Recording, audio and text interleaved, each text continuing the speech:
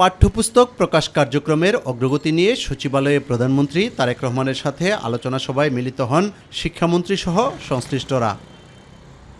পরে শিক্ষামন্ত্রী আ.ন.ম এহসানুল হক মিলন বলেন, যথাসময়ে শিক্ষার্থীদের হাতে বই পৌঁছে দিতে ছাপাখানাগুলোকে আগস্টের মধ্যেই কার্যাদেশ দেয়া হবে। আমাদের টেন্ডার প্রসিডিং চলছে এবং আমরা work order first week of আগস্টের ভিতরে সব দিয়ে দেবো, then they will start printing. নতুন বছরের শুরুতেই যেন পাঠ্যপুস্তক যথাসময়ে শিক্ষার্থীদের হাতে যায়। আমরা আশা করছি যে ডিসেম্বরের যে ফাইনাল এক্সাম হবে তখনই তাদের হাতে আমরা বইগুলি পৌঁছে দেব।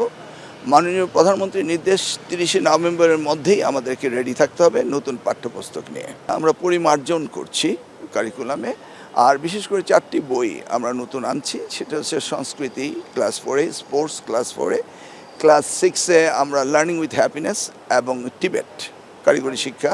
এদিকে প্রধানমন্ত্রী তারেক রহমানের সাথে সৌজন্য সাক্ষাৎ করেন international agency for prevention of ব্লাইন্ডনেসের প্রধান নির্বাহী কর্মকর্তা পিটার হল্যান্ড।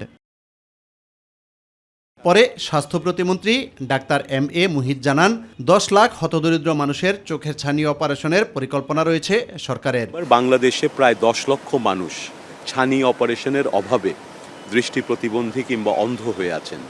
তাদের জন্য আমরা দেশব্যাপী সুলভ মূল্যে বিনামূল্যে কিভাবে ছানির অপারেশনের ব্যবস্থা করা যায় সেই কর্মসূচি নিব। আইএপিবির প্রধান নির্বাহী পিটার হল্যান্ড বলেন, স্কুলের শিক্ষার্থীদের চোখের জটিলতা দূর করতে সহায়তা করবে international agency for prevention of blindness. Eye health isn't just a healthcare issue.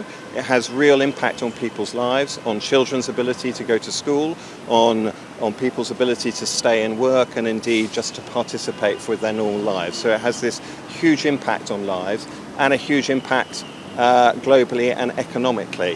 Yusuf Ali, my TV, Dhaka.